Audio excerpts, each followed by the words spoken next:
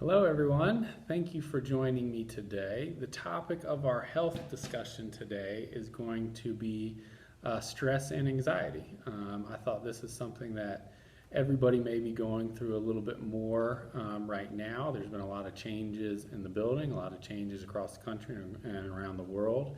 So, again, it's something we're thinking about a little more these days. The definition of stress is what you feel when you have to handle more than you're used to, okay? And so again, that's something that everybody can relate to and everybody goes through at different times in their life. Anxiety is a general term for several different disorders that cause fear, worrying, apprehension, and nervousness. When fear and worrying interfere with daily life, this is usually diagnosed as an anxiety disorder, okay? And so we have to kind of separate stress from anxiety and moving on into when anxiety becomes an actual issue and they're going to classify it as an anxiety disorder, okay? There are several different types of anxiety disorders. The first one is what they call a panic disorder or panic attack, okay? This is when a person may experience feelings of terror that come on very unexpectedly. Other symptoms can include chest pain, shortness of breath, heart palpitations, and feelings of doom, okay? Another one is just having specific phobias, okay? So it's being scared of certain things, or when you're exposed to an item or a situation. Again, that's a very specific phobia and can cause people to kind of change the way they go on living their life, okay? Social phobias is anxiety that is provoked by social or performance situations. Again, this may change how that person lives because they may avoid getting into any situation that causes them those feelings, okay? Obsessive compulsive disorder, or OCD, is when you have recurring thoughts, images, or impulses, or strong desire to perform seemingly irrational acts or rituals. Post-traumatic stress disorder, PTSD, this disorder is characterized by the feeling that you are reliving a traumatic event, such as a moment during a time of war, even a car accident you can have PTSD from. It can cause very intense bodily responses. Often people desire to avoid situations that remind them of that traumatic event. Moving on, we have things called just generalized anxiety disorders, and those are characterized by at least 6 months of constant anxiety and worry about small or large concerns. Often begin at an early age and frequently occur in the presence of other comorbidities. Anxiety disorder due to a medical condition. Anxiety that is caused by an actual health problem. Okay, we probably see that a lot in certain situations. And then the last one is substance-induced anxiety disorder. And this is symptoms of anxiety that are a direct result of drug or alcohol abuse or taking specific medications. Also exposure to toxic substances, okay? So those are kind of in general, the different types of anxiety disorders that are out there. Again, we want to definitely differentiate between stress, anxiety, and an anxiety disorder. Again, they all can kind of come along at the same time. They are all obviously very related, but we don't go into that anxiety disorder until we get to kind of a certain point with that stress. So in terms of prevalence, anxiety disorders are the most prevalent mental illness in America, okay? And we have just kind of a multiple choice question here. Can anyone guess how many American adults are affected by anxiety disorders? We'll say A is 10 million people, B is 20 million people, or C at 40 million. So just call out what you feel like it is. And the answer is C. It affects 40 million adults in America, okay, which is about 18% of the population. So it's a huge, huge chunk. So there's probably somebody very close to you that has gone through something like this or continues to go through something like this. So it's very prevalent. It's good to have this information. It's good to kind of know the signs and the cues to pick up on these things so that we can get the help we need or direct other people to make sure that they get the help they need. In addition, only 1/3 of people receive treatment for this disorder. So again, a lot of people out there that are suffering through this that are not getting the proper treatment that they need. They are also saying that people who suffer from anxiety disorders are 6 times more likely to be hospitalized for psychiatric disorder. Okay. And so one thing we want to talk about after we're kind of going through those categories of anxiety disorders, what are the risk factors of anxiety disorders? And there are a number of things that may increase your risk of developing something like this. Number one, being female. Unfortunately, we can't do anything to change that. More females are diagnosed with anxiety than males. Again, that's just something general. Having a childhood trauma could also potentially lead to having these anxiety disorders. Having chronic or serious illness, okay, so that's something that we do see as we get older. So again, that's something that may contribute to an anxiety disorder. Large stressors or a series of small stressful events. Like we said, all stress, anxiety, and anxiety disorders are all related. The more stress we have in our life, the higher likelihood we could develop one of these anxiety disorders, okay? Another risk factor is just your genetics. So if there's a history of that in your family, then again, it increases your risk factors. And the last one we'll talk about is substance abuse. Again, so if we have an issue with substance abuse, we have a higher likelihood that we could get one of these or be diagnosed with an anxiety disorder. We all experience stress every now and then. That's something in our normal daily lives.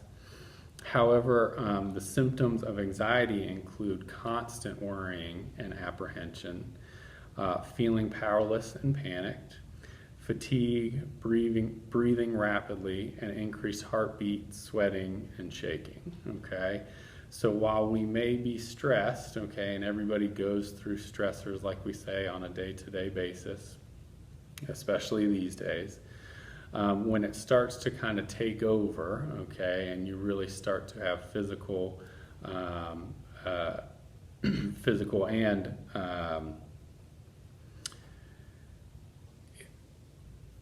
symptoms, that's really when we need to start worrying about making sure we're getting to see the proper people and getting things diagnosed as we need to, okay?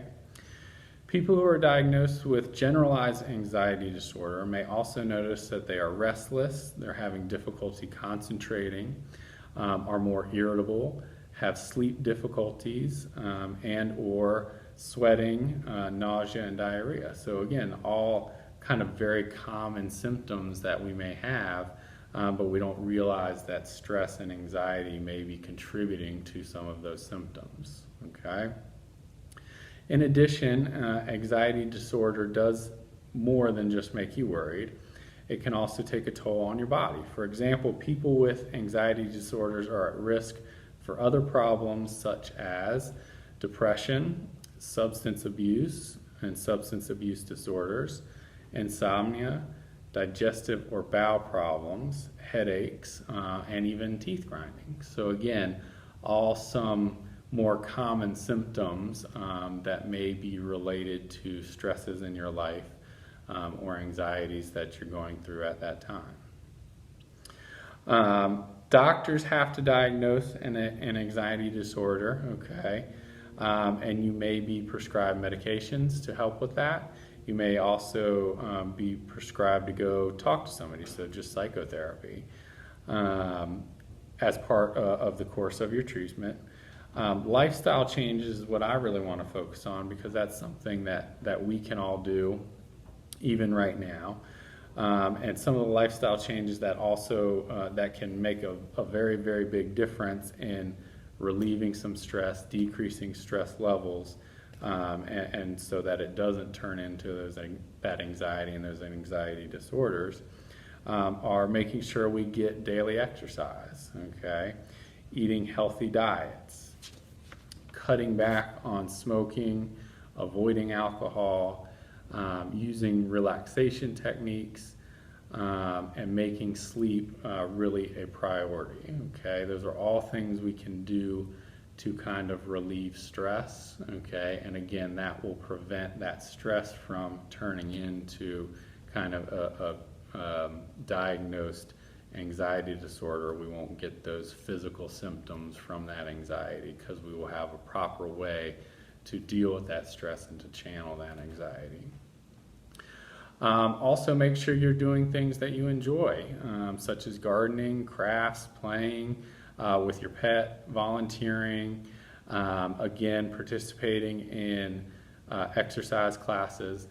I know right now is a very different time, but the wellness department is doing a pretty amazing job at getting all the exercise programs onto Touchtown, so that we can make sure that we still have a way to stay moving. Again, that's going to help with stress relief. And we'll kind of go over a couple more things that could be helpful, again, now that we're having to stay in our rooms a little bit more, and that kind of thing. One thing I will mention is I am going to record the chair yoga / flexibility class, so they will have that up on Touchtown eventually. That chair yoga class is going to incorporate some meditation techniques. It's going to incorporate deep breathing throughout the entire session. We're really going to focus on clearing our heads, focusing on the movements, range of motion, flexibility, strength. So I think that's a great kind of segue to plug that exercise class. And so that should be coming soon, so keep an eye out for that. Like we talked about, deep breathing I think is essential for not only meditation but stress relief. When we're talking about deep breathing, you want to breathe in through the nose and out through your mouth. You want to try to make your exhales twice as long as your inhales. And this is something that I do daily, even if I have 2 minutes in between patients. It's something that I may try, again, just to bring those stress levels down, to kind of refocus myself. So again, try that on your own at home. I think it really does help. Keeping a journal and talking to friends and family is also a great way to continue to relieve stress levels. Okay, right now, especially since we're having a little bit less interaction with family and friends, keeping that journal on your own, again, getting things down on paper, can really help relieve those stress levels and avoid that anxiety. Continue to use the phone. Again, I know they've set up video chats for people in the building, so again, take advantage of some of those things that Abbotswood is putting out there to keep you guys connected and to keep you guys motivated and interested and all of those things, okay? If for some reason you feel like some of these things hit a little close to home, if you feel like you are going through some of these symptoms, especially right now, please reach out to me, please reach out to the Abbotswood staff, and we can kind of get you pointed in the right direction on how to go about feeling a little bit better. Again, my phone number at the clinic is 919-848-2233. If you see me out in the hall, flag me down. Again, I'd be happy to take any of these questions. Because we did cover a lot of information today.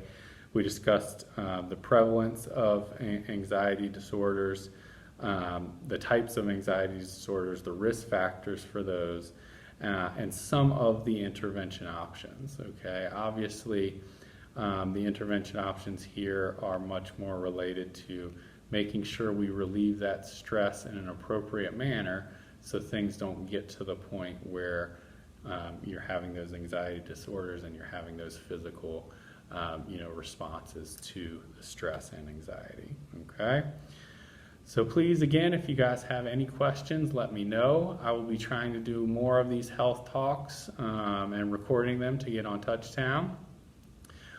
If you have any ideas for a topic of discussion, again, please let me know. I'd be happy to put something together. And everybody stay safe, have a wonderful day, and I'll see you very soon.